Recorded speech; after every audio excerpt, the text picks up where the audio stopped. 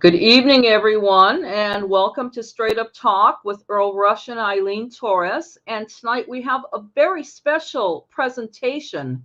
We have with us a man who is not only a musician, but he is also an author, and he is an educator, and he has a doctorate. And I know he doesn't play that up, but listen, if you took the time and put in the effort to get a PhD, I think we should all be praising that person.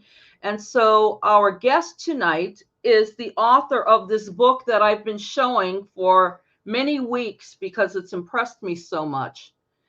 Let me get that right. New York and the International Sound of Latin Music, 1940 to 1990. This is Dr. Benjamin Lapidus. So let's bring in our guest tonight, please.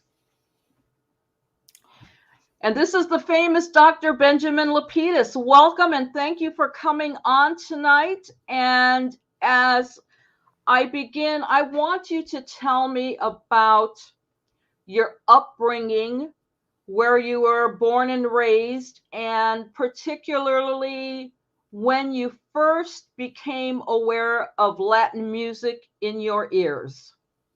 Well, thanks first of all for having me here. It's a real pleasure to be here on the show, and thanks to Earl for working all the technical stuff in the background. Um, I was born almost 49 years ago in Hershey, Pennsylvania. I'm the only person in my family not born in Brooklyn. My parents were moving around a bit for work and for school. And then my father was in the military, and we moved to the West Coast from Hershey, Pennsylvania, moved to the West Coast, and then back to the East Coast at the conclusion of the Vietnam War. And by 1977, I was back in upstate New York, always going into New York City to visit with my family and my relatives. And was exposed to Latin music from an early age through my father's record collection. Stuff my dad would play on the piano. He had stock arrangements because he had played in jazz and Latin bands in New York City and the Catskills as a teenager and a young adult. And yeah, so that was basically my first exposure to Latin music was really as a kid through my dad's records.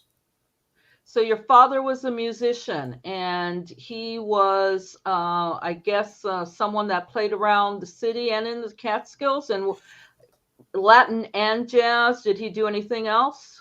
Yeah, he did Latin music, he did jazz music, he did like klezmer music. He kind of did everything, and I think that's what most of the young people of my father's generation, put anybody in there like Larry Harlow or anybody who was going up to the Catskills to play, and little bands that were playing around the city. People like Harvey Avern, even people like Chick Corea and Pete Yellen were playing in those types of bands with people like Milford Graves and Noel Archer and Bill Fitch, who would go on to play with Cal Jader. That was really the New York scene. It was young folks who were really interested in Cuban music, who were playing in all the different clubs and catering halls and ballrooms and dance venues that were around the city. Like, not just, everybody knows about the world famous Palladium, but in all these places like Linden Manor in Queens, or out here in the Empyrean Temple in Brooklyn, or the Masonic Hall, or the Hi Ho Casino, or the Trocadero in the Bronx. My father and most of the musicians of his generation were playing in a lot of these little venues, sort of cutting their teeth on Latin music, and also playing out of these stock arrangements that were written by great composers and arrangers. So they had like Perez Prado stuff like Mambo Number 5 and stuff like that, but they also had charts by the great Cuban arranger Obdulio Morales and other people like that. So I have some of those stock charts in my collection, but those are the kind of things that my dad would play, and folks of his contemporaries, and those are the things I would hear him play in the house, and of course the records too. So and in the community, it didn't really matter. I don't think really where you're from. The Cuban rhythms, Dominican rhythms were really popular in amongst people who were out to dance, really. And let's talk about your music education. What was your first instrument and how old were you? I was started on the piano when I was 6, and obviously that's a tough time to start a kid on an instrument. But my parents had a lot of vision in doing that. My grandmother was also a professional musician. She played piano and accordion and taught and also sang. And so piano was in the family. My sister played piano. My mom played a little bit of piano, but didn't really pursue it. So piano was really what everybody thought I should start with. And then around 8 years old, I switched to the guitar, but I didn't really get serious about that until I was about 12. And somewhere in there, I also played the trumpet because when you play in school bands and stuff like that, there was, you can't really play guitar or piano. So trumpet was something I played in school band. I was with the trumpet from like fourth grade through the first year of high school. So, but really, I got serious about the guitar probably when I was about 12 years old. So like maybe 37 years ago is when I really got, I started the guitar maybe 41 years ago, but I really didn't take it seriously until I was a little bit older than that. And are you one of those gifted people that picks up instruments and learns it quickly, like some linguists have a flair for languages? Are you like that with instruments? I think so. I do both. I really like languages. I speak a bunch of languages, and music for me is just another language. So, and a lot of the muscle memory and physical aspects of playing music, it connects with some part of my brain. I can't really explain it, but yeah, I play the guitar. I play the tres. I play the cuatro. I play the laúd a little bit. I play the Chapman stick, which is the inventor just passed away a couple days ago. Emmett Chapman in Los Angeles. I've been playing that for about 33 years.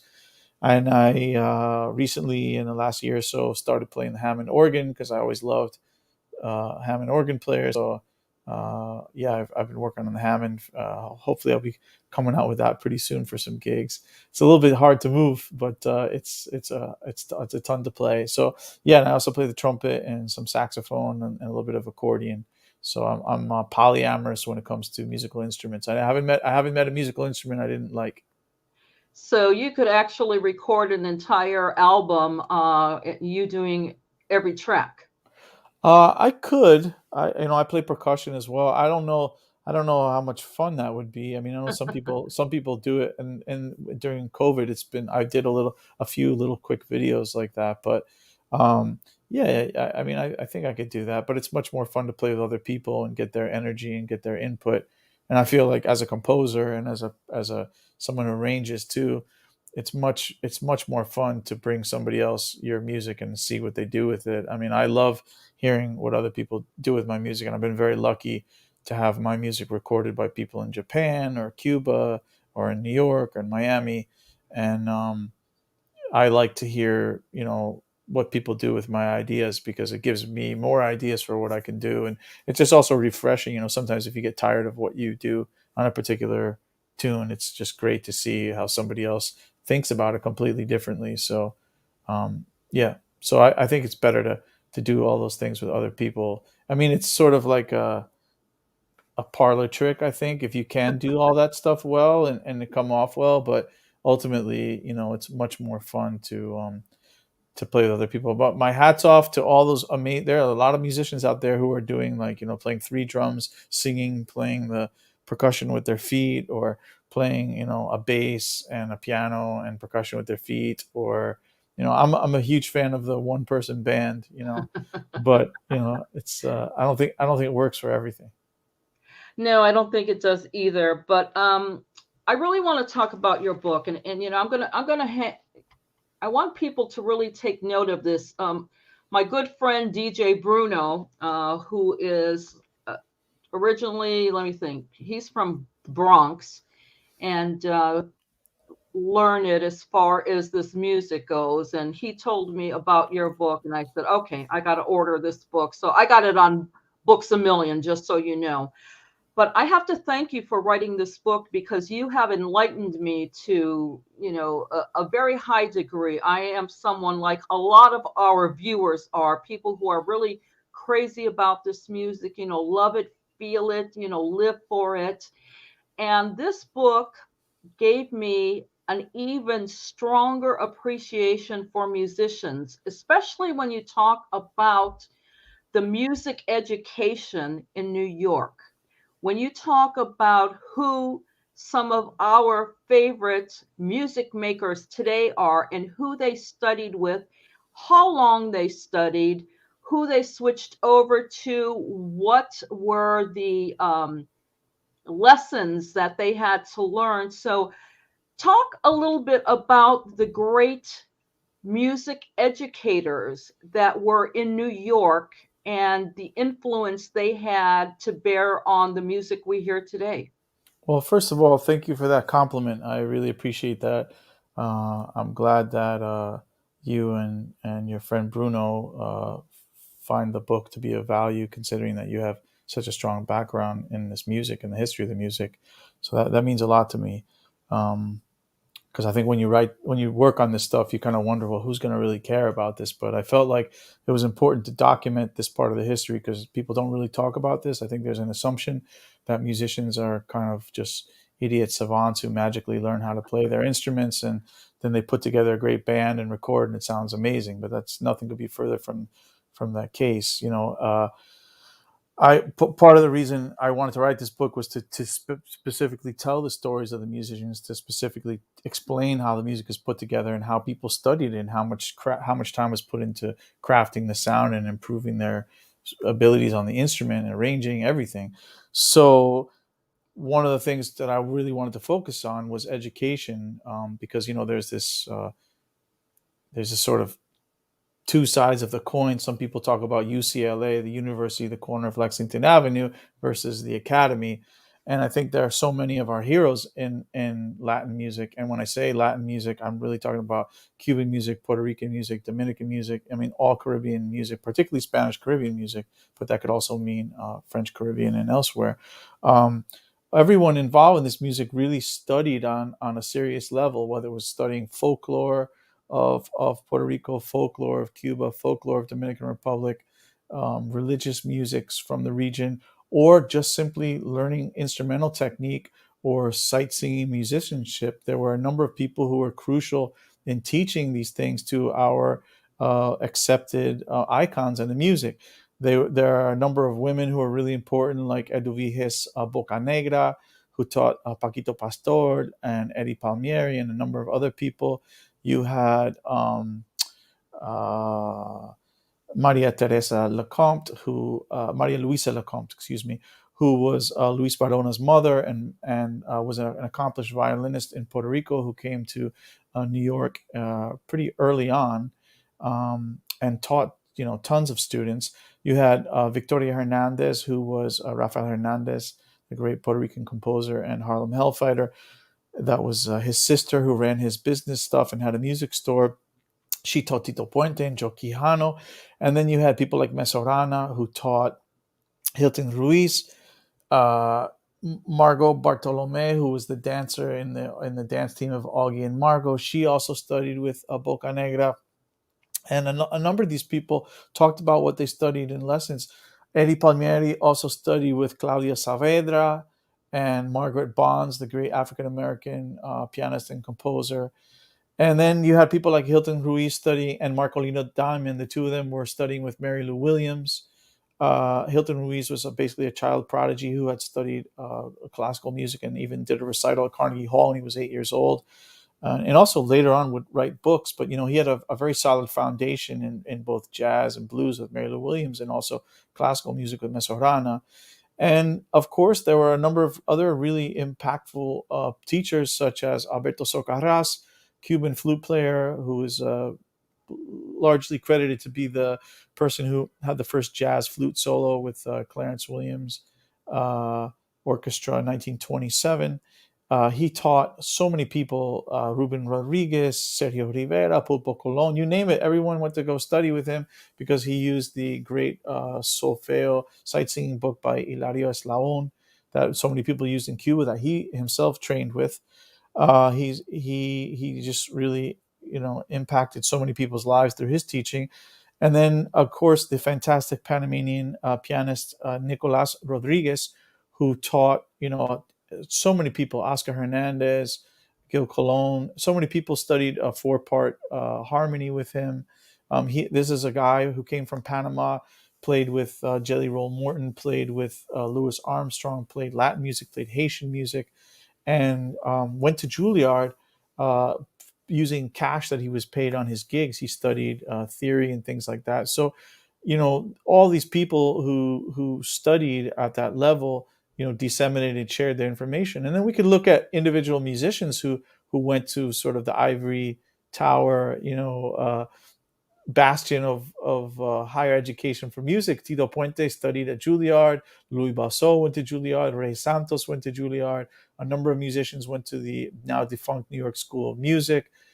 People like Alfonso Joseph, who played with Arsenio Rodriguez, uh, studied in a music program. And Jerry Gonzalez eventually went to what became NYU, but was at the New York School of Music. That was one of the ways that he eventually hooked up with Kenny Dorham. So there's this real coming together, if you will, of people who are playing the music and people who are studying the music and people who are teaching the music. And it didn't, even if someone did that formally, they could also do it informally or could do it with private lessons. Eddie Palmieri studied very intensely with Bob Bianco, the guitar player. He learned a lot of not just about music, but also about like political economy and things like that. And Eddie Palmieri, the way he structures his arrangements and things like that, he's very much interested in the Schillinger system of composition. So all this is just to say that everybody was really deeply invested in education as a means to improving their craft. And then, folklore was another side of that. Recently passed, just this past few days, great percussionist Eddie Bobet was very steeped in Cuban and Puerto Rican folklore. So many people were really deeply invested in exploring the folkloric roots of Spanish Caribbean dance music, to the point where they, would get heavily involved in religious practices and so forth as a means to further their depth of study and knowledge. So I think it was an all-encompassing thing for so many of our heroes, and I just felt that it was important to highlight that it was no happy accident that all of this happened, that there were real protagonists, there were men and women behind the scenes who were doing their part to educate. And there were also places like public schools like PS 52 and the High School for Performing Arts, where lots of musicians were coming through and forming little groups and working together. And then you had institutions like Johnny Colon's East Harlem School of Music, which he basically had around since about 1962. He had originally taught through his mom's house, and then he actually started a formal program with lots of people had come through that, like Pete Nader, Tito Nieves. Everybody knows Tito Nieves as a singer, but he was originally a bass player who played in the workshop band of that. And that school that Johnny Colon had, he had everybody teaching there: Mario Rivera, Sonny Bravo, Andy Gonzalez, you name it. And then people like Felix Sanabria and Skip Burney and Gil Colon. So there was this, and there was this big circle of people who were involved in the school and came out of the school or were hanging around the school when they were kids, like Mark Anthony.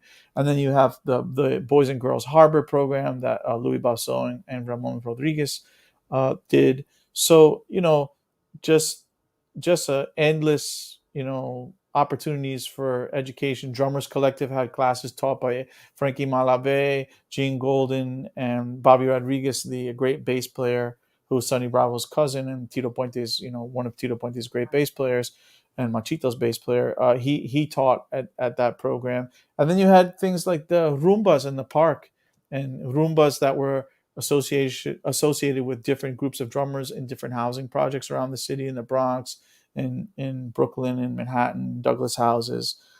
So people like Elliot Jejito Flores and Felix Sanabria and Abraham Rodriguez and Alberto Serrano, like just a long list of people who by hook or by crook, learned rumba, learned salsa, learned son, learned anything they could, and then also would eventually work their own personal tastes into it. But there were all these people were kind of like sponges. And then the next continuation of that is post 1980, when a lot of great folkloric masters came to New York, the United States, from Cuba during the Mariel boat lift, and took a whole new group of drummers and dancers and performers, to their level of information. So, it's just, if we look at it through history, there's just a long line of educators, people who studied, and all of that really undoubtedly shaped the way the music sounds. Well, I loved reading about that because it gave me an even greater appreciation for the musicians that we love, because it really shows their dedication, decades upon decades of studying and experimenting and finding the money to take the lessons. I found those little stories really cute. But I want to talk a little bit about your education, and particularly at Oberlin Conservatory of Music, because as most people know, I'm born and raised in Lorain, Ohio. I live here again, and Oberlin is about 10 miles down the road. So tell me why you chose Oberlin, and then I want to talk about some of our mutual friends. Sure. Well, one of my biggest influences as a young person in high school was a great multi instrumentalist named Mario Rivera from the Dominican Republic, who played with Dizzy Gillespie and Tito Puente. And from when I was in high school, he really impressed upon me the importance of really studying jazz, and making sure I had a really good handle on jazz. So I went to Oberlin. I actually, it took me a couple of auditions to get into the conservatory, but I was a double degree student. I did a degree in the college and a degree in the conservatory. And, Mario's advice was great. My teachers at Oberlin, who, really gave me a lot of great fundamental information. People like Wendell Logan, who founded the jazz program at Oberlin, just had great teachers, Neil Creaky, Bob Ferrazza, Jack Wilkins. There were a lot of great people there, and a lot of great students, and it was a good environment to practice. Being away from home was great in terms of focusing. Um, uh, yeah, it was important for me to do, I look back on it with a lot of fondness. Well, we were certainly, and I'm saying we, the Salceros in Lorraine, were the appreciative recipients of the great musicians that were studying at the conservatory, because our good friends Elmer Orocho and Sammy De Leon would run up there and talk to the musicians, say, hey, have you ever played salsa? Well, no. Hey, you want to try it? And they'd bring them over to their house, feed them, and they had musicians that were practicing with them and played with them many times. People that are still here, like Jackie Warren, the great pianist who's still playing with Sammy, 28 years down the road. So because of the quality of the music students at Oberlin, we were able to up the level of musicianship, because most of our guys were self-taught, or they learned by ear, and eventually they studied and learned to read. But having that conservatory down the street was pretty amazing for us, for the music we were able to grow up with, thanks to people like you. Now, did you play with them anytime? I played with a couple groups a couple times, but not regularly. I do remember Elmer and Sammy De Leon. I remember Impacto Nuevo Oh my God. had a huge hit, and I think they went to Miami or They something like did. that. They won a contest for being one of the greatest bands, a local band, but it never panned out. So they eventually came back. Yeah, and Um, but yeah, I remember Elmer because he had a very old bass. He had like a Zorco bass. I remember. Uh, yeah, a left-handed bass player who I think, God, I don't know. He tells a story about Wawa Rivera that saw him playing backwards because of the bass that he had. So he was pretty skilled, still is, and has, still getting the music going.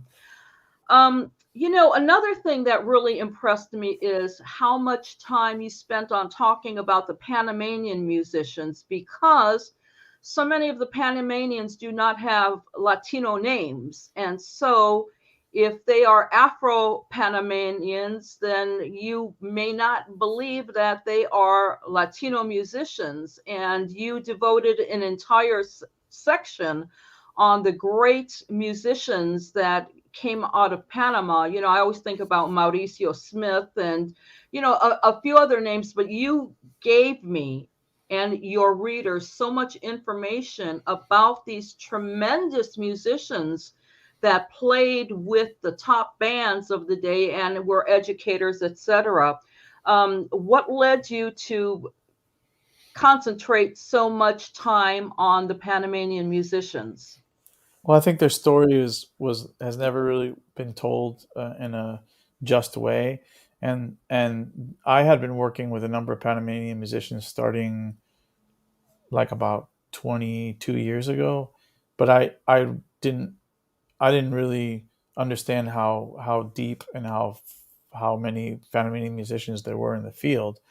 You know, everybody knows some of the most famous ones like Ruben Blades, but of all the sidemen and people like Mauricio Smith, and Victor Paz, there's just so many talented musicians, and they came from Panama, having gone through municipal bands, having gone through the band of police, having gone through the firefighters band, having played in the hotel circuit, playing opposite, you know, Machito or Stan Getz or Ella Fitzgerald or Shirley Scott. You know, in Panama, you have uh, uh, extensive proliferation of the Hammond organ, so you had a lot of organists who were playing jazz, but also church music, and then they were also playing West Indian music.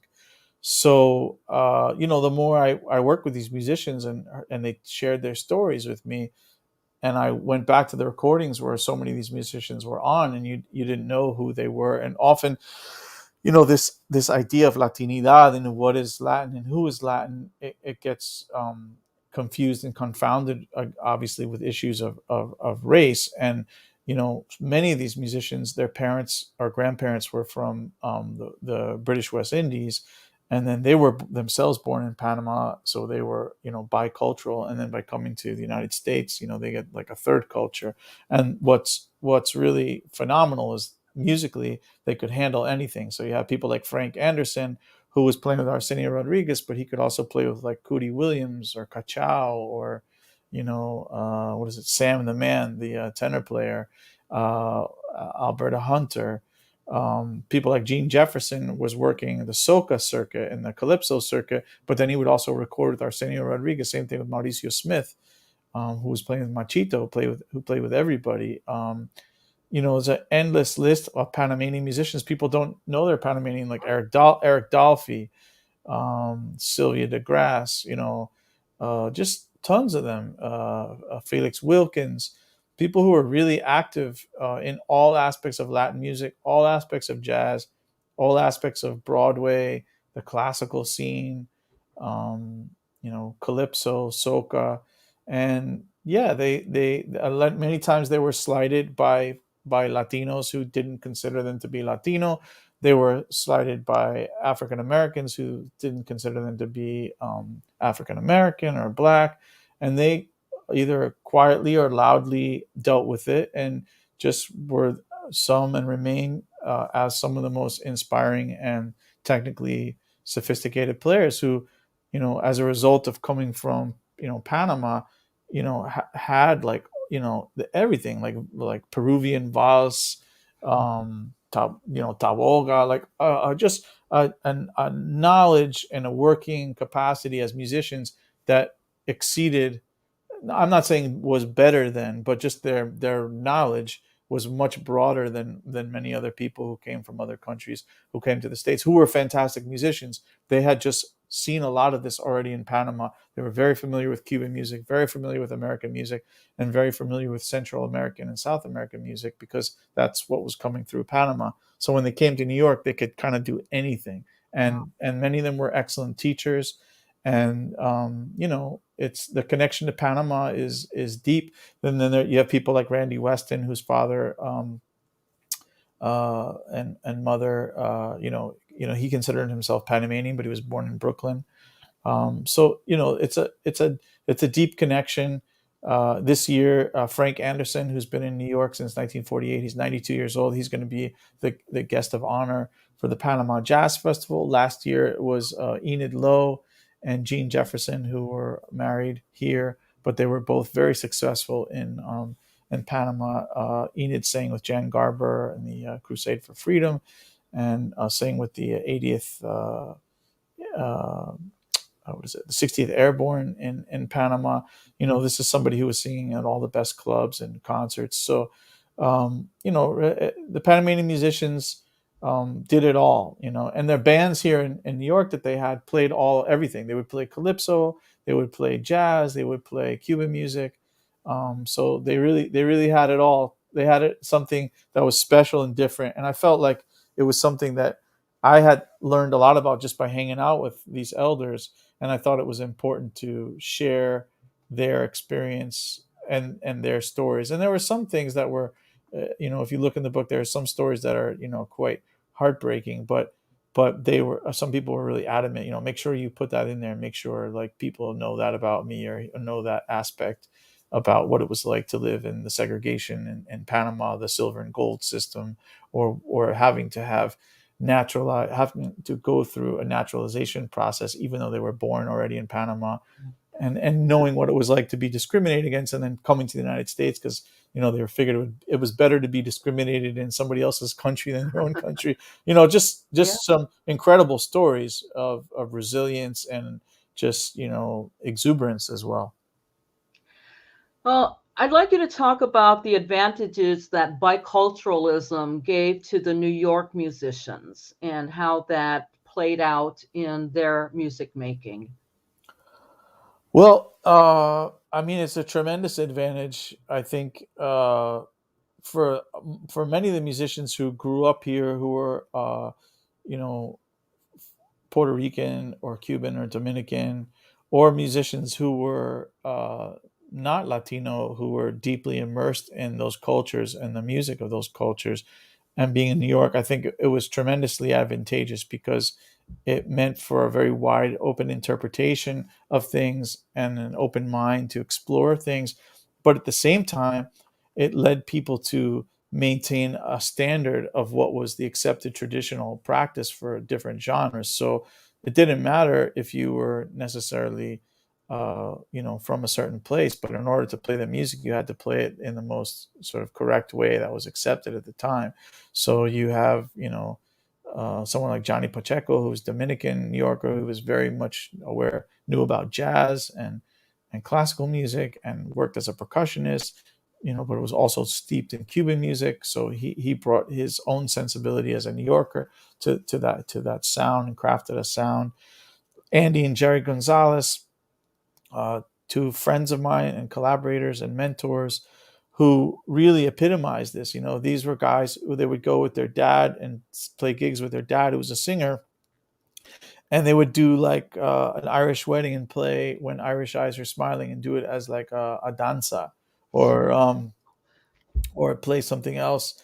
They knew Hibaro music, and they knew Cuban music, and they knew jazz, and they were into funk, and they were into McCoy Tyner and John Coltrane. So we know when they had a chance to record their own music, they've had like-minded musical colleagues and friends who had those experiences too. Someone like Edgardo Miranda, the great Puerto Rican cuatro player, was also an incredible jazz guitar player whose work can be heard with, Bebo Valdez or Tito Puente. These are people who really knew multiple traditions really well, as fluently as you could know them. Edgardo was the cuatrista for Los Plenos de la 21.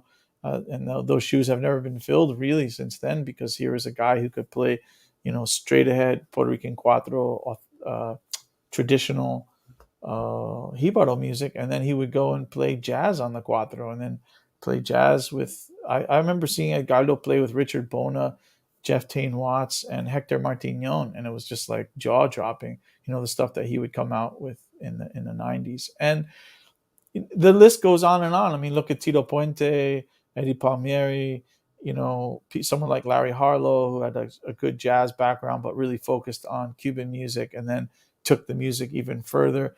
All of these Puerto Rican musicians who brought a jazz sensibility to Cuban music that was distinct from the kind of cubop movement. So many young musicians were interested in the sort of modal jazz and brought that into the music. And arrangers like Jose Febles and Perico Ortiz, brought a jazz sensibility into salsa that was a different type of jazz. And Sonny Bravo was a Cuban American New Yorker, um, who was really interested in that stuff. If you listen to like Típica 73's arrangement of Jamaiquino by Nino Rivera, you've got Earth, Wind, and Fire licks in there. You've got a little McCoy Tyner. You've got a little bit of free jazz happening with Tres Solo by Nelson Gonzalez, all in this one arrangement. And then the thing goes through three keys and before Alberto Santiago finishes singing the melody. So, they were pushing. And I think the important thing to point out is that this biculturalism and this desire to push was really fueled by the dancers. They were doing it for their musical gratification, but it had to please the dancers. So if you did something and the dancers weren't into it, like you wouldn't hear it again. It was like a bad experiment. But the dancers really like showed the way, and then you hear this from early on. Like there's these bootleg recordings of Tito Puente in 1949 playing at Birdland. Stuff I got from Rene Lopez and Andy Gonzalez. And you hear him talking to the audience, and he's like, "Hey, ladies and gentlemen, we're trying to add some modern sounds to the traditional Cuban rhythms. We hope you like it. Hope you can still dance to it." Very, very kind of humble declaration, as opposed to this is the way it's supposed to be. It was like making sure the dancers were enjoying it, and all these people were able to really take advantage of being fluent in North American, popular culture and Spanish Caribbean culture, and really make this very unique personal statement that eventually was, recorded very, very widely and diffused widely, and then became a standard for other people to kind of follow. And then more musicians were coming to New York in this time period, trying to get in on this. How do I learn to play this way? How can I improve my craft? What can I do? Who can I study with? What band can I just go and play the fourth alto chair and just to practice reading the music of Tito Puente? And I think that kind of attitude and that hunger and that pushing by the people who were here really helped push the music ahead. Well, you brought up Típica, and I think I told you that was my favorite orchestra for 20 years. I first saw them here in Lorraine, and the first time I ever stopped dancing because something so tremendously exciting was going on stage was Típica playing Amalia Batista with all that crazy stuff they did in there. And so I met the whole band. I would help some of the promoters. And so, but I was pleasantly surprised to see that you dedicated so much of your space to Sonny Bravo. So Sonny Bravo, the great Cuban pianist, arranger, band leader, etc. What led you to devote so much print to Sonny's story? I think Sonny Bravo's story is one of the most emblematic of all of the things that we're talking about today and what I talk about in the book. I'm also biased. I was his neighbor. I always used to ask him for advice. I was very blessed to do 5 or 6 gigs with Típica when Nelson Gonzalez couldn't do the gigs. So I felt that was like the ultimate goal. That was the best, one of the best things to have experienced, being in that band and having them say, play this, play that, don't play this, now play what you want to play. So I'm biased in that sense.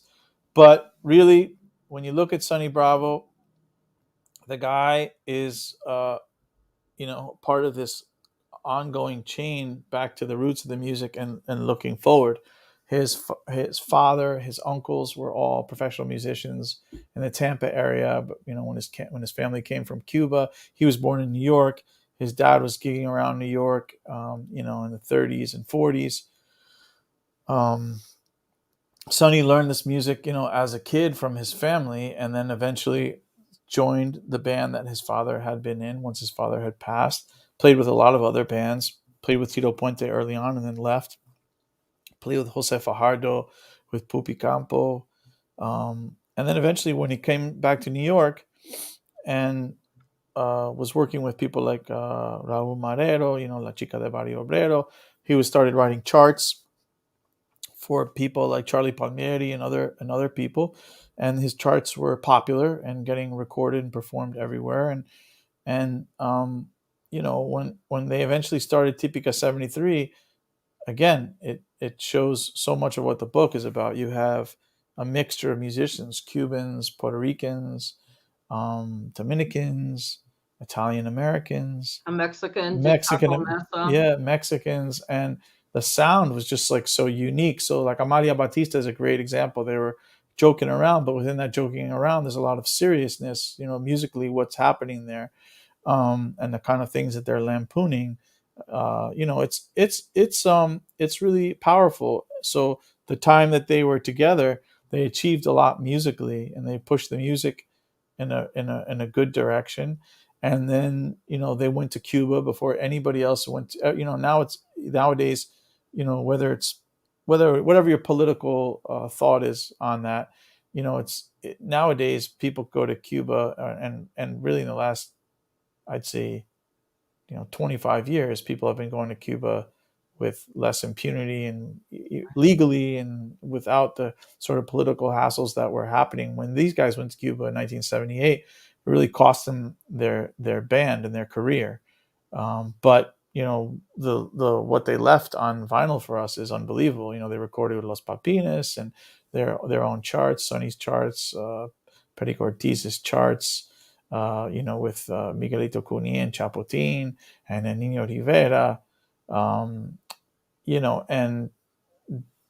they did that. They left New York, they went to Cuba, they were there for 3 weeks, they recorded an album, they saw all their heroes performing, and then they came home, and they had another record that they had done, Charangueando, but this record was, the first time that a band based in the city had gone down to record with Cuban counterparts since, probably like 1960, when Nat King Cole was there for Cole en Español.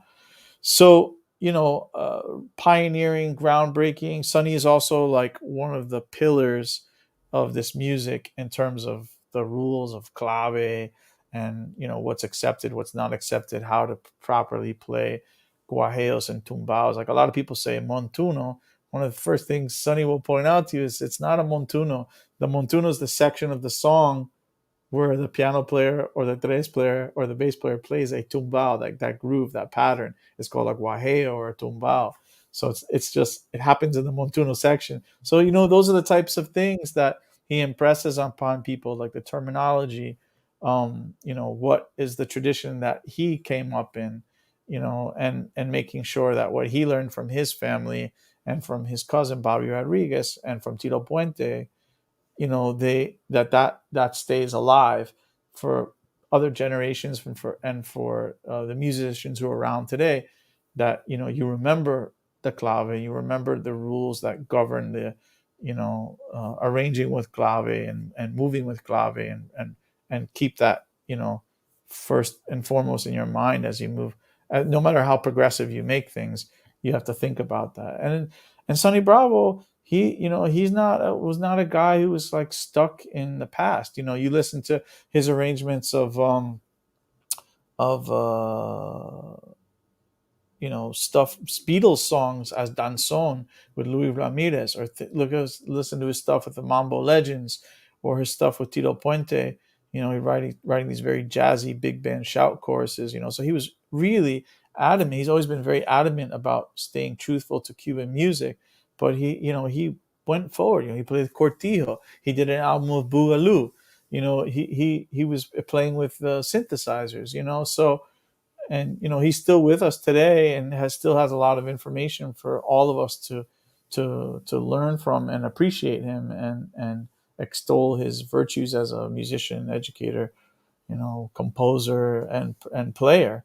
He really, um, I think his contributions can't be understated. I mean, I mean, overstated. Let's say he's played with everybody, and he's extremely accomplished, and I think that the the scores that he has and the stuff that I was able to ask him about and analyze and put there and transcribe even, when he says, okay, I wrote this chart in this style because I was listening to so and so. If you pull up that record and you listen to it, you go, oh, okay, I get that. He was listening to Rene Hernandez, who was like the arranger to emulate, who eventually wrote for Edith Palmieri, but was writing for Machito and Vicentico Valdez. The great Cuban songbook was arranged by Rene Hernandez, and Sonny was modeling his early stuff on that, and then he would go in another direction. And then when he does contemporary arrangements, he does a little nods to the original performances that most people wouldn't get unless you were a real diehard music fan. And then even then, you may not get it. I've missed a bunch of those things and have had to have him pointed out to me. And I go back to the record and go, wow, I get it. Like he only used 2 trumpets here because he wanted it to sound like this album in the 50s. And then so this is the kind of, I think, treasure. You have those NEA jazz masters. I mean, I wish the same thing was for Latin music, but like someone like him would be for me the equivalent of a NEA, Latin music master, because there's just no end to his knowledge and to his musicality. And he's taught so many piano players. He's taught so many arrangers, like Gonzalo Grau. You name it. Anybody who's out there today, owes a debt to his innovations as a musician. Well, I have a question. You referenced something that I don't know what you're talking about. And as a non-musician, can you explain what metaphysical clave is?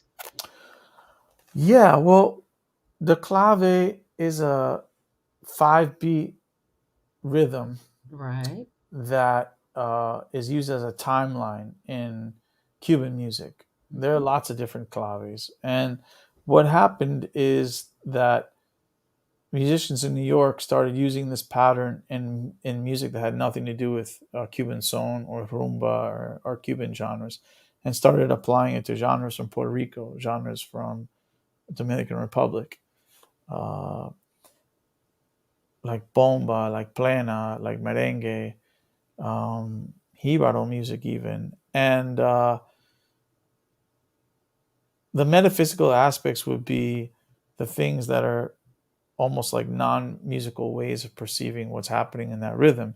And a lot of musicians talk about this, like Andy Gonzalez would talk about, and Eddie Pope, and a lot of musicians would talk about this, like one side of that pattern being sort of positive, the other being negative, kind of a yin and a yang, a male, female, a forward and a moving backwards, depending on how you want to think about it, anticipation, resolution, because you have, in one side of it, there's 3 attacks, and the other side of it, there's 2 attacks. Whichever way you go with that, there's one side balances the other. And I think that's really what the metaphysical aspects of clave are, those types of things that musicians might look at it and be like, oh, like, I'm hearing like this line is coming this way, but then as soon as we pass that bar, we have a moment to kind of like hold our place, and I think those are the things, as you talk to musicians, those are the types of things you think about, because I think nowadays as dancers, you see a lot of people take dance classes and they count like 1, 2, 3, 5, 6, 7, or there's the battle of dancers on 1 and dancers on 2, and then there's people who don't count at all, and there's back leading, and they do all kinds of stuff. And I think musicians, are thinking about the fundamental accents in the music. So that would be like the ponche, which is the last beat of a clave, and 2 3s would be like 1 2 3 4, 1 2 and 3, boom, 1 2 3 4, 1 2 and 3, boom. The ponche is where so many of the accents on the instruments line up, but it's also where the dance steps line up in a certain way, or the pause would happen. So um, as musicians, we're constantly thinking about these things when we're performing, when we're writing, when we're singing, um, how you phrase the music, how you would phrase something with dancing. And, perhaps these days dancers aren't thinking about it as much that way as they used to, but that's traditionally how people thought about the clave and how people moved to it. And I tried to capture as much of that in my book as I could, talking to older dancers and stuff too, because it's just a thing that's connects the dance to the music in ways that today is not as pronounced. Like young people and anybody who goes out to take dance lessons nowadays, it's a little bit different, in terms of the focus of the dance. Well, I still don't understand that much better, but that's being from my non-musician mind. But I wanted to hear a little bit more about that. Now I want to talk about the tremendous contributions that Jewish musicians and engineers and all those people made to this music. When I was collecting albums, the great thing about it was all of the liner notes. And, I'd see, all these Latino names, and then Irv Greenbaum and Harvey Avern and Martin Cohen. And I'd be like, oh my God, okay. How did these guys get involved in our music? But it's not our music, it's everybody's music. And so you give a very good chapter on the contributions, the interwovenness of Jewish musicians and instrument makers. I was so surprised to learn so much about Martin Cohen and, him building instruments. And because that wasn't in the liner notes, he had a different credits that had nothing to do with building instruments. So you are Jewish, and I know that you have family in different parts of Latin America, Argentina, and Mexico, and where else are they? In Cuba? So let's talk about your Jewish heritage and how that just interplayed with the Latin music that was, really taking shape and having a profound impact on people, that you write about so much in this wonderful book. Well, I mean, my story is a little personal in the sense that my father, had told me about these people that we were connected to, and that he had visited some of them when he was young. Driving to Mexico, going to Cuba, etc. And I was, always, enamored of those stories and wanted to kind of track down those people myself. So that was kind of what brought me to that. But in terms of music, I think for a lot of people, this music was everywhere. It was definitely in the Jewish community. I mean, I spent a lot of time in that chapter showing advertisements that were, from the 30s, at least, if not earlier, throughout, Brooklyn and the Bronx, everywhere, in Jersey, a lot of venues that were patronized by Jews or Jewish organizations, fraternal organizations, religious organizations, non-religious Jewish organizations, where they would have, Machito or anybody performing. The music was that ensconced within the community from early on. You have instrument builders, people like Jay Barek from Skin on Skin, built some incredible drums. He would actually sign his name in Hebrew in the inside of the drums. That's how you knew that it was his drum. Um, People like Martin Cohen. Martin Cohen, is quite incredible. He wasn't a musician, but he loved the music, and he figured out ways to make instruments that people needed, and figured out a way to fulfill the needs. And then he mass produced instruments, but he was also very. It was also quite amazing. He also made a series of educational recordings for drummers to learn how to play different patterns in Latin music.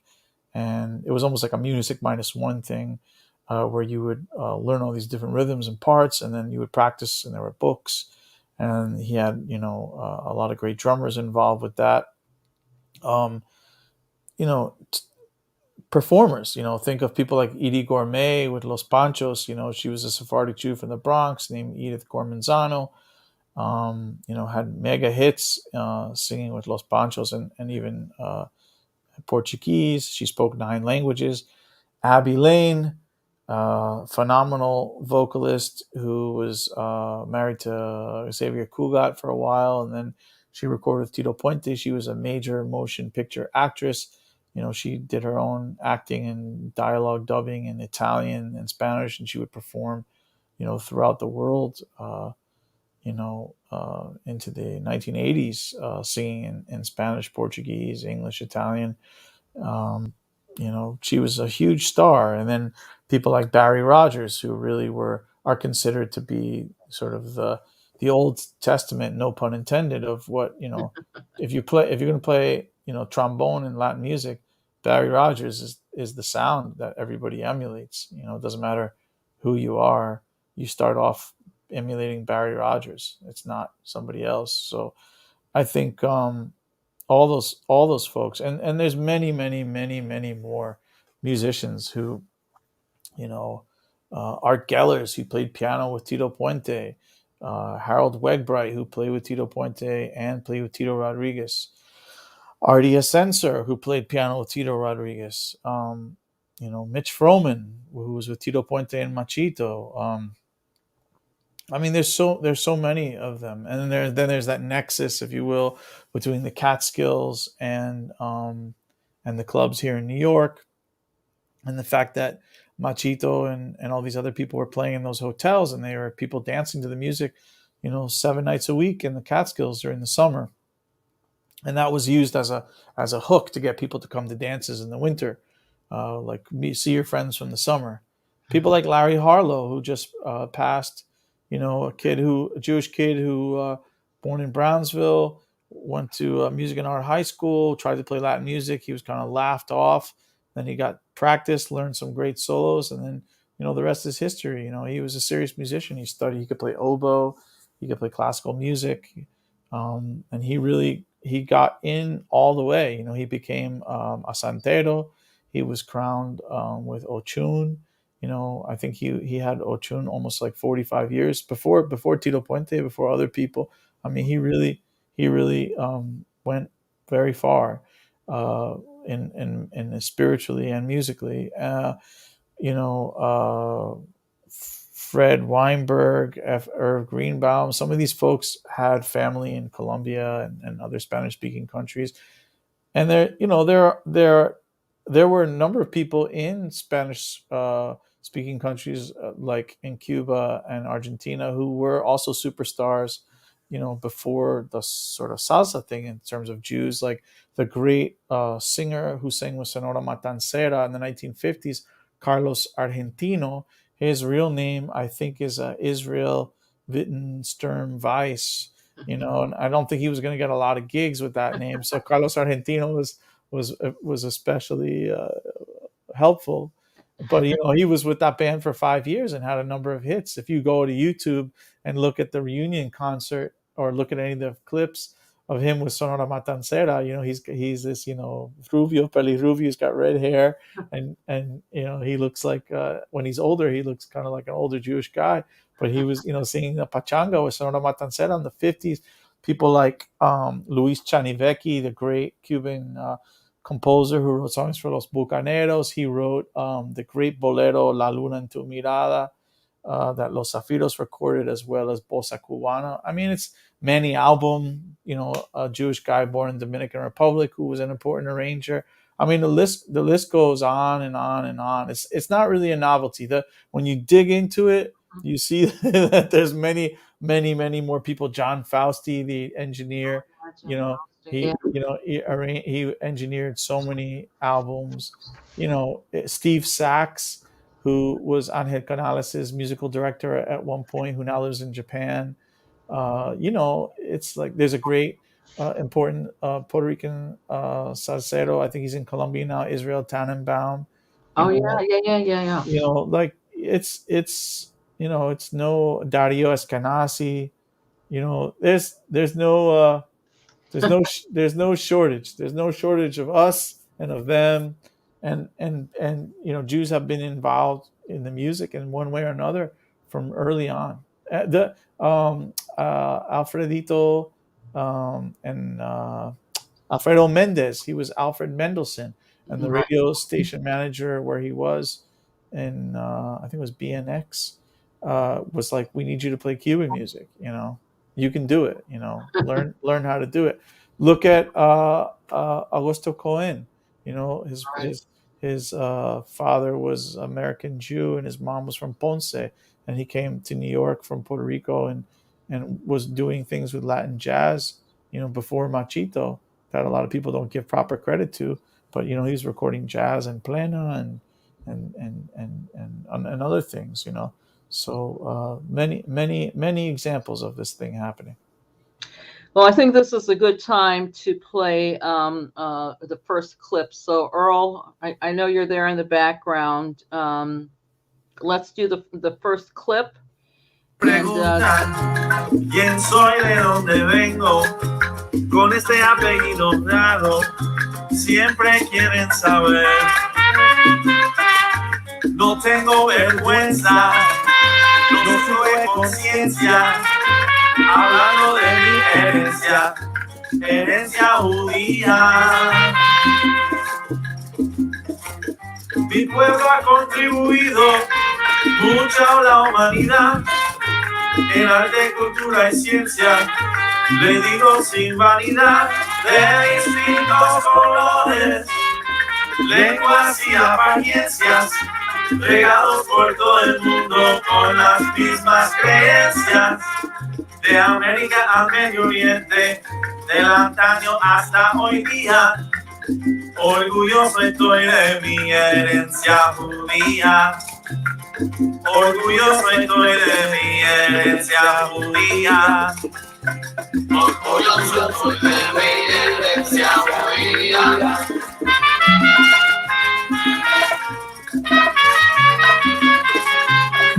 Orgulloso estoy de mi herencia judía.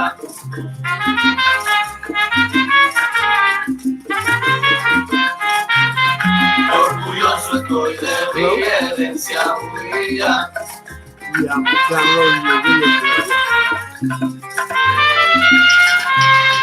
Orgulloso estoy de mi herencia judía. Benjamín les pensó cuando me llamaban a la hora, así me llamo yo.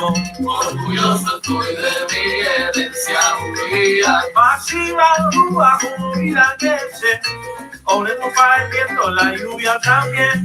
Orgulloso estoy de mi herencia judía. En la casa de mi prima, allá en La Habana, se come calabaza con bolitas. All righty, a little bit of an echo there, but I chose that song because it seems so autobiographical. You want to talk a little bit about that tune? Yeah, I mean, I recorded that about 14 years ago when my second son was born, and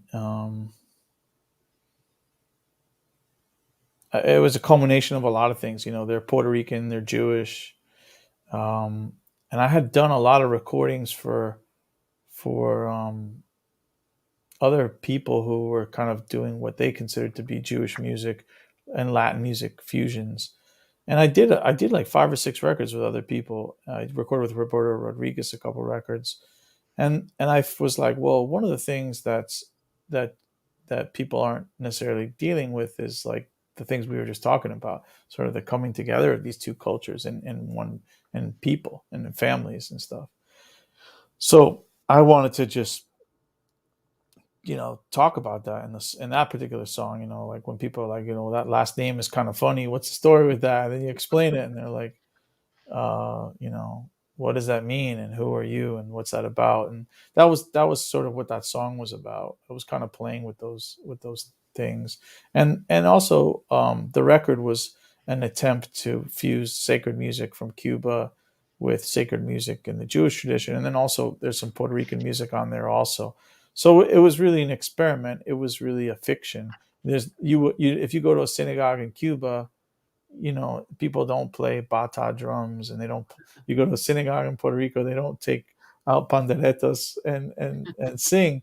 But I thought that so many of those melodies that are done in the sacred music setting could be easily performed in clave or with bata drums or with panderetas or as a bomba. So I had some great musicians who I've been working with for years who were like, yeah, I understand what you're doing, and I'd love to be a part of that.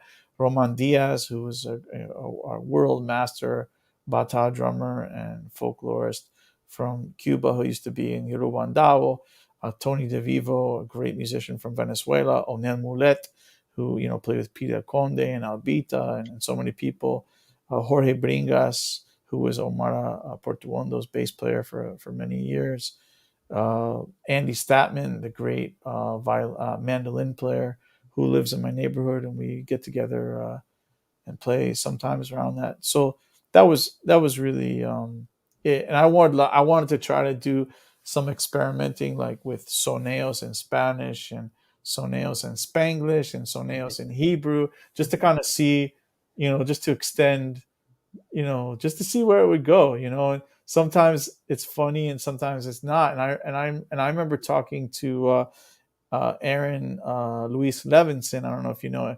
I know the name, yes. Yeah, who produced Spanish Harlem, and other people in the past. Like I remember joking around with Larry Harlow, like put together like an all Latin Jewish, ensemble. Who were the people? And then we like came up with like 100 names, like like you could have X, Y, Z, and people, and it got to be kind of funny after a while. But it's a long.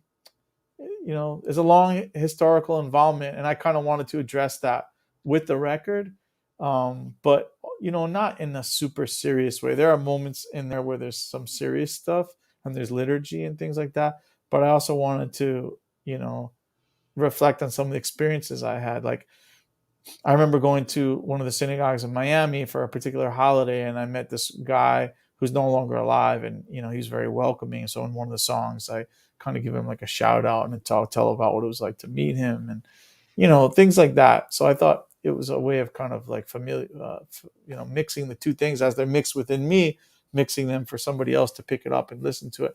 And then some of the genres and things that I deal with are things that I've just been really involved with for a long time. Like I wrote a book about changui, which is a kind of a predecessor to the Cuban son in eastern Cuba, and I've been going to that region of Cuba for about 25 years, and I still stay in touch with people there, and there's been a couple documentaries I've been involved with there. And I always, the very first time I went there, the synagogue wasn't around, and they re-established the community around 2000. And I went to a presentation once. They were using the music from this record on the presentation. I was like, hey, that's mine. They're like, oh my gosh. So we started talking, and just connecting with those folks, and I wanted to do some, like I said, music that's associated with different holidays and traditions with the music from that region. So I have some of that on there as well. And, it's part of who I am, and it's part of what I do. And, I'm proud of it, but, it is also one aspect of who I am. It's not my entire identity. It's just one piece of it. And I just thought that album was an opportunity to kind of step away from all the other stuff I did and do that. Because before that, I made 5 records with my Latin jazz groups called Sonido Isleño. We made 5 records starting in about 1997, 98. I made a record for a Japanese JVC label with a flute player named Kaori Fuji, and we toured Japan a couple times. Those were my arrangements of sort of Brazilian and Cuban versions of Brazilian classics. And then after I did Herencia Judía, I did Ochosi Blues. And it's kind of like whoever was involved with Sonido Isleño or Herencia Judía or any of the other projects I did, kind of it's like a family of like musicians. Some of the musicians are on the same projects, some of them aren't. Some people, are on different projects. But it's all the people that I look up to and really enjoy working with, like Pedrito Martinez and Roman Diaz and Jorge Bringas and Frank Cotto and Onel Mulet and Paul Carlin and Frank Anderson and Bobby Sanabria, Charlie Sepulveda, Candido Camero. There's just like these are the people that I have been playing gigs with, since I was either younger or since they came to New York, and keeping that connection as like a family connection, but also as a musical connection.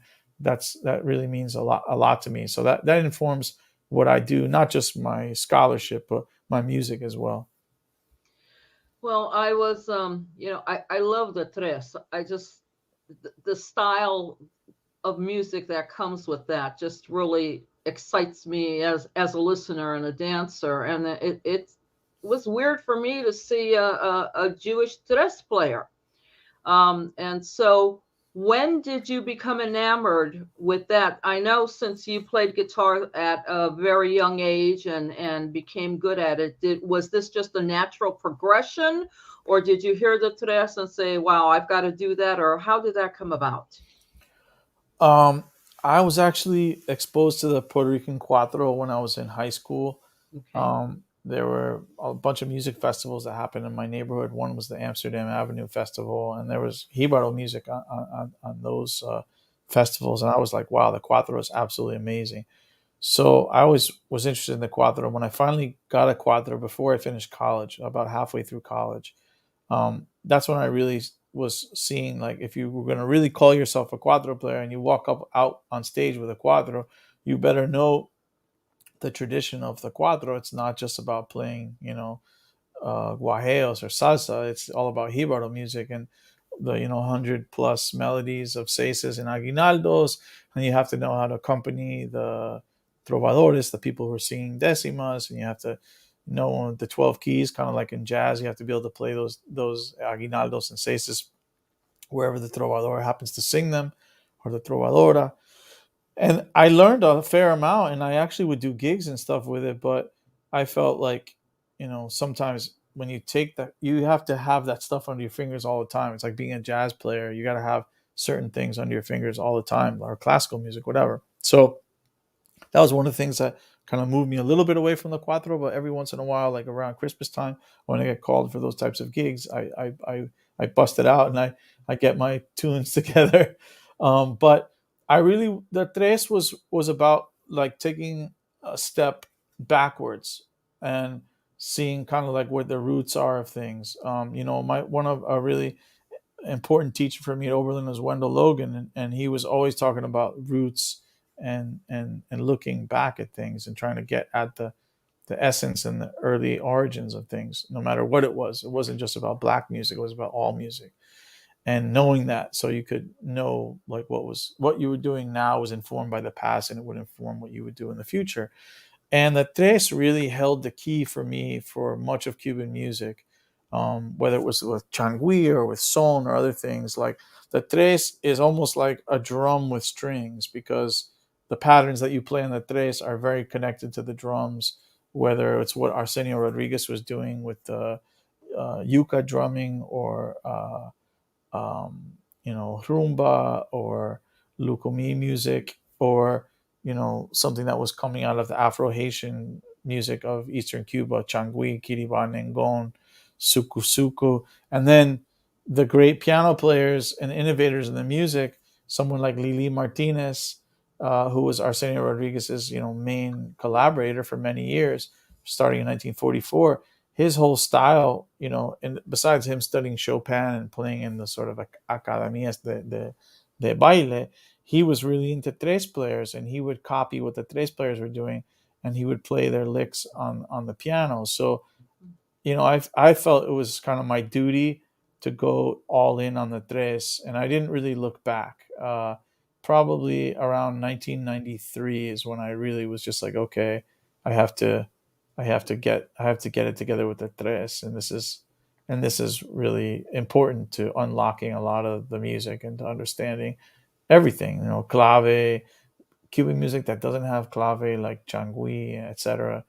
And the connection to the drums, the connections to dance, a lot of the hand positions on the tres, the way it's tuned, you basically stay in one place.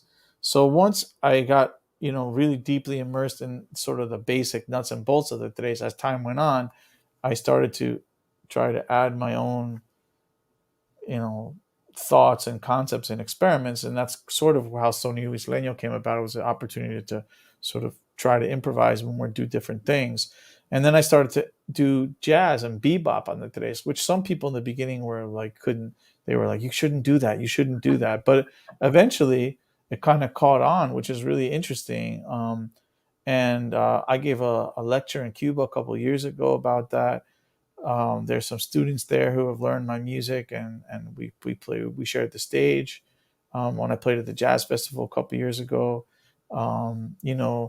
There's a lot more adventurous kind of playing happening now on the tres in the last 20 years. I'm not saying I'm taking credit for it, but I think I was really trying to just do a lot of stuff on that tres that hadn't been done before from my position here and as a New Yorker, as not as somebody who was like born and raised in Cuba, coming from a son tradition. So my perspective was my perspective. It was different. And then now I see there are a lot of people who play at tres who have a personal perspective, which is using all these different genres of music and sounding like, almost like a one person band. Like if you listen to Renecito Avich, he actually is a one man band. He's absolutely incredible. And I've seen him play solo arrangements of all types of music on the tres. Mario Salvador. There's this great young woman who I got to work with in Cuba named Olivia Soler. There's even the guy who runs the tres program at the Escuela Nacional de Arte. I've had the time to hang out with him and talk a bit. I taught a little bit of jazz on the Puerto Rican Cuatro at the Conservatory of Music in Puerto Rico. I did that 2 years. I visited and did some workshops there. So like the idea of playing jazz on these very traditional Caribbean instruments is not like these days. It's not a wild and crazy thing. Like everybody's doing it. But when I started to do it, there was initially like, I don't want to say backlash, but there was like, well, kind of, why would you do that? And it's very funny. There was there's this thing on Instagram. There was a site called Jazz Memes, and they do these challenges where people play stuff. And Joey DiFrancesco just did one. It was like a version of Confirmation with like giant steps changes on the bridge. And I did it. And if you go on there, look it up, Jazz Memes. I did it with the tres. And the reason I did it with the tres was just because, like, why not? Like the tres, you can play anything on the tres. You can play classical music, you can play jazz, you can play rock. Just like on the cuatro, there are people who play rock or jazz or, anything on the cuatro. So, I mean, why not? So I put that out there. And there are a lot of people on similar instruments who do this. Hamilton da Holanda in Brazil. And then you have Jorge Glem from Venezuela, who plays anything on the Venezuelan cuatro, anything, so the limit to what you can do on the instrument is just here. It's not, it's no place else. So that's the tres for me, is like a great way to look back. And it's how I learned, like at the feet of so many of the masters who are no longer with us. Mario Hernandez from Puerto Rico, Guillermo Mustelier in Cuba, Pancho Amat, just like endless people that connect me, who I spend time with, not necessarily studying with formally, but playing with or hanging out with. Some of them I study with, or some of them I just study their music. And then the people in my generation, playing more traditional music, and then trying to do something a little bit more personal and a bit, I don't want to say avant-garde, but because it's not really so avant-garde, but it's just trying to, use my own personal sensibilities on the instrument. And I think that it's always like, there's always something new to learn on the instrument. Earl, we're going to go a little bit out of order because since we've been talking about the tres, let's put up the tres solo. That's the 1, 2, 3. That's the fourth one. So I'll give you a minute to pull that up. But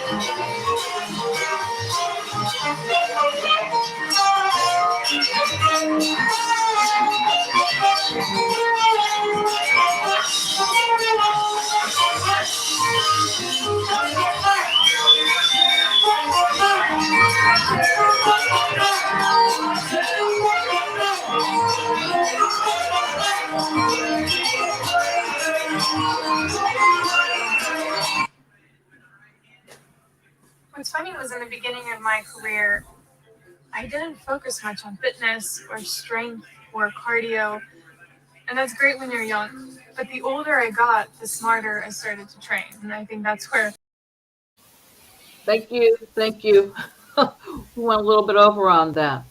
Wow, you made that rock. That was thanks. That was fun. That was in San Juan, Puerto Rico. Like I want to say like that was a while ago. Maybe like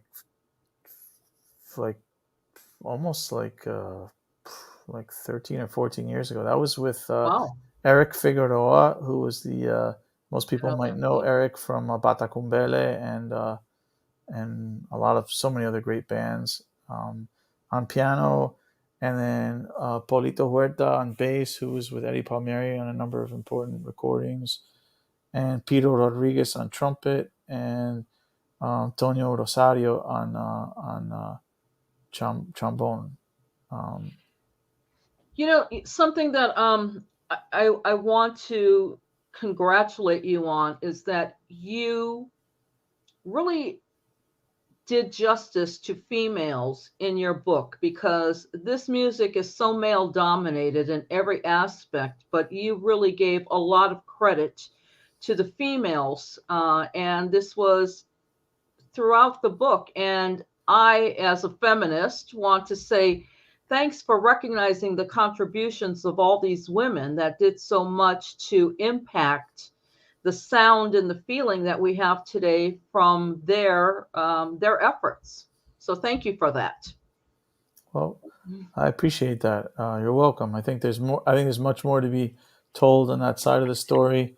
There's more people to be included, and I think today in 2021 there are so many important women who are taking this music to greater and greater heights. But definitely, in the last 100 years, definitely women. The first recording ever of Cuban music ever in any place in the world was made in New York City in 1899 by a woman, Chalia Herrera, in 1899. You can go to YouTube and listen to that, and that says it all right there. What's her first name? Chalia Herrera. Okay, I'm gonna look her up. Yeah. We're getting close to the end here, but I want to ask you your opinion on something. What are the pros and cons of everybody recording at one time the way they used to? I remember reading something where they said, they just put a bottle of rum in the middle of the room and everybody played, and now everybody is recording their part on track. So what are the pros and cons of those two styles? Wow. Well, just to clarify, a live recording with a bunch of microphones where people in the same room and a bottle of rum versus, I think there's a certain type of feeling when people are around each other and they're playing. But I think that nowadays, everybody wants to have things be really clean, and you want to have a lot of separation between this instrument so you can mix the tracks with no bleeding from other tracks. The idea of just overdubbing your parts, and then giving them the track to somebody else to overdub, I think, the feeling of that, you can feel that. I mean, you can tell what's played mostly live in the studio and what's completely overdubbed. I personally aim to record as much as I can with as many musicians performing together as is possible. But sometimes you just don't have the space and the technical logistical setup to do that. And then some instruments just really don't lend themselves to doing that. Although nowadays I've seen a lot of productions, even live performances, that become albums where the setup is like so intricate and so isolated that it works, whether it's jazz or, Cuban music or Puerto Rican music. Every time Sonora Ponceña does their live recordings, they have excellent audio and excellent tracking and separation and so forth, but they're playing live. I think a band like that that's so well rehearsed and so, it's just like a well-oiled machine. Just like, that's where you see, all that skill, gran combo, and it's not just in Latin music, but or in salsa, you see it in folklore too, whether it's plena or bomba or rumba or danzón. People are so well rehearsed, and the technology. I mean, I think through COVID, I saw some really, really impressive live performances that were not overdubbed.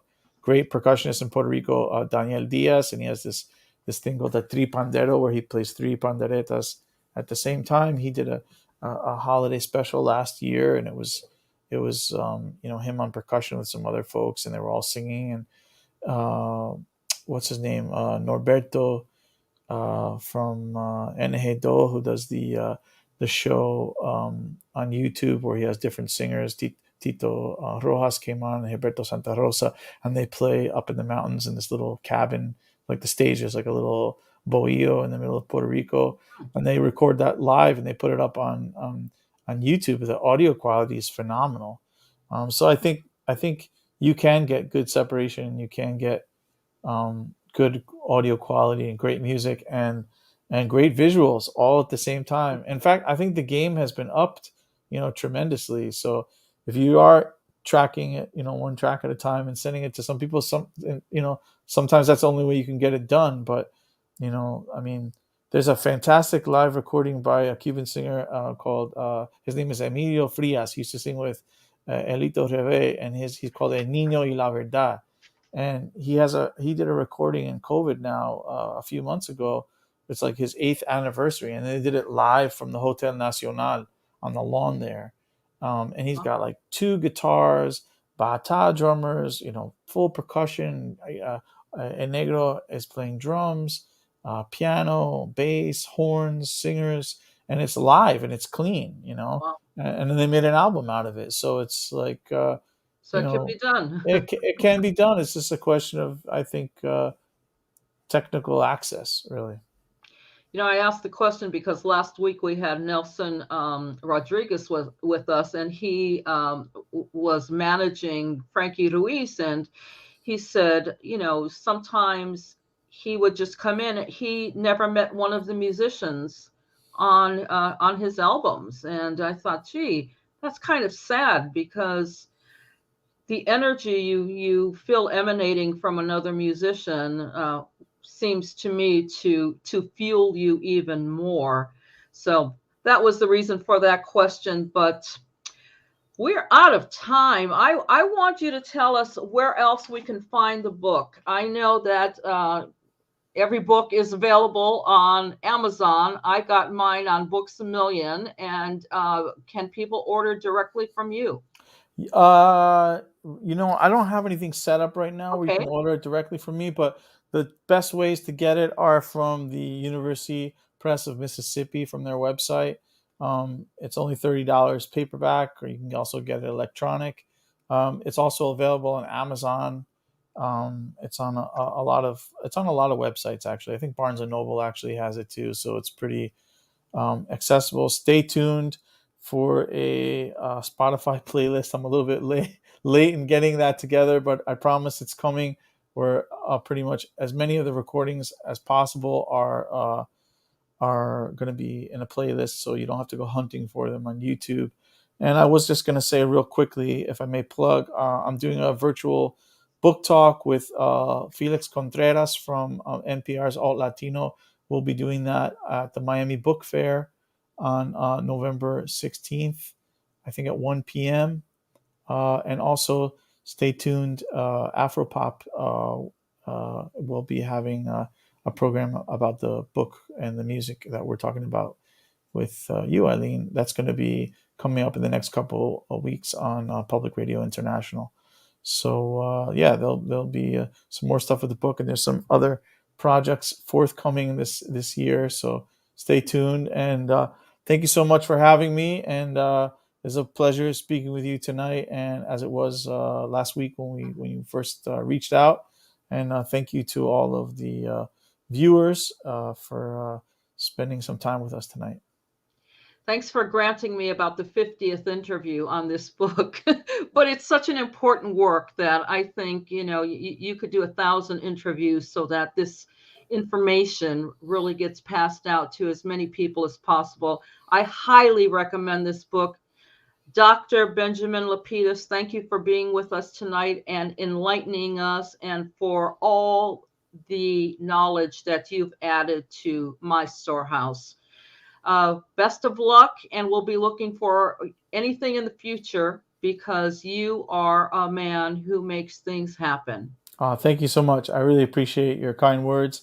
And again, it was a real pleasure. And thank you, everyone, for taking some time to share with us this tonight. Good night, everyone. We'll see you next week with Sammy Velez. Good night.